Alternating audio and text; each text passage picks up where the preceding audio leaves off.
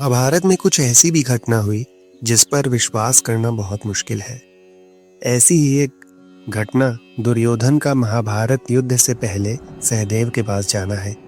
क्या आपने सोचा है कि ऐसा क्यों हुआ होगा? आखिर क्या कारण रहा होगा कि कौरव प्रमुख दुर्योधन भीष्म पितामह, द्रोणाचार्य, कृपाचार्य जैसे महान लोगों को छोड़कर अपने परम शत्रु पांडवों के छोटे भाई सहदेव से मिलने स्वयं गया था।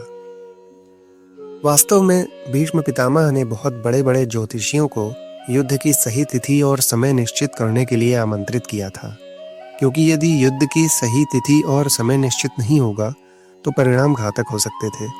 लेकिन दुर्योधन उनमें से किसी के भी परामर्श पर विश्वास नहीं कर पा रहे थे। फिर अचानक एक दिन दुर्योधन अकेले ही पांडवों के शिविर की ओर चल पड़ा। दुर्योधन को इस प्रकार जाते देखकर कर्ण और अन्य कौरव भाइयों ने उनके साथ चलना उचित समझा और भीष्म एवं द्रोणाचार्य भी जल्दी से पांडवों के शिविर की ओर रवाना हो गए। उन्हें भय था कि कहीं दुर्योधन अपने व्यवहार से अभी युद्ध की स्थिति न उत्पन्न कर दे। दुर्योधन को अपने शिविर की ओर आता देखकर भीम और अर्जुन भी मन में संदेह लेकर वहां खड़े हो गए कि कहीं दुर्योधन किसी आक्रमण की आशंका से तो नहीं आ रहा। तब दोनों शस्त्र उठाने लगे और युद्ध के लिए तैयार हो गए। तब श्री कृष्ण और युधिष्ठिर ने उन्हें शांत किया।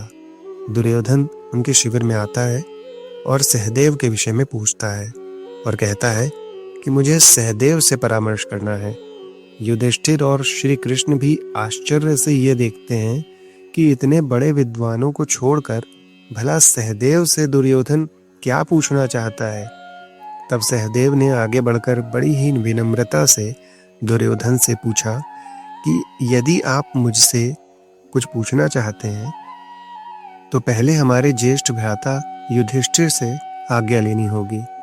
अपने ज्येष्ठ भ्राता युधिष्ठिर से आज्ञा प्राप्त करने के बाद दुर्योधन ने बड़ी विनम्रता से कहा कि देखो अनुज, युद्ध अब निश्चित है और दोनों सेनाएं आमने सामने भी खड़ी हैं, लेकिन बिना शुभ मुहूर्त के कोई भी युद्ध, कोई भी कार्य प्रारंभ नहीं हो सकता। मुझे पता है कि तुम त्रिकालदर्शी हो और तुम्हारा ज्ञान अद्वितीय है।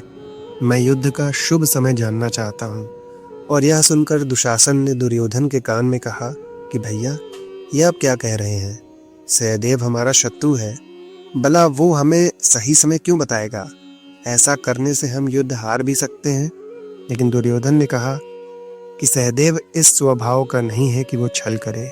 वो बहुत ही निष्पक्ष है, वो हमें कभी भी गलत परामर्श नहीं देगा। तब दुर्योधन फिर कहता है कि भैया, आप ही तो कहते हैं कि वो त्रिकालदर्शी है, तो क्या वो ऐसा समय नहीं निकालेगा जिसमें केवल उनकी ही विजय हो? तब दुर्योधन कहता है, नहीं, ये उसका स्वभाव नहीं है। श्री कृष्ण से यदि मैं परामर्श लेता तो शायद वो हमारे साथ छल कर सकते थे, और मैं ये भी जानता हूँ कि वो त्रिकालदर्शी हैं। लेकिन श्री कृष्ण तो दूर, मैं तो युधिष्ठिर के कहे पर भी विश्वास नहीं करूंगा, लेकिन सहदेव पर मुझे अटूट विश्वास है। भीष्म और अन्य योद्धाओं ने भी दुर्योधन की इस बात में समर्थन किया। तब सहदेव ने भी पूर्ण निष्पक्षता के साथ ऐसा समय निकाला जो न तो पांडवों के पक्ष में था और न ही कौरवों के पक्ष में, जहां पर नक्षत्र एक समान थे। और दुर्योधन ने बिना किसी अड़चन के इस समय को स्वीकार कर लिया और युद्ध में पांडवों ने अपने बल पर युद्ध किया और विजय प्राप्त की। इस तरह इस प्रसंग से हमें ये पता चलता है कि सहदेव अपने ज्ञान और धर्म में कितने निपुण थे। जो शत्रु भी उन्हीं से परामर्श लेने के लिए उन पर विश्वास करता था। ये प्रसंग हमें जीवन में बहुत बड़ी सीख देता है कि अपने कार्य में पूर्णता और सत्यता को जगह देनी चाहिए, जिससे कि शत्रु भी ये माने कि आपसे बड़ा ज्ञाता आपके काम का और कोई नहीं है। मित्रों, उम्मीद है महाभारत का ये प्रसंग आपको अवश्य अच्छा लगा होगा।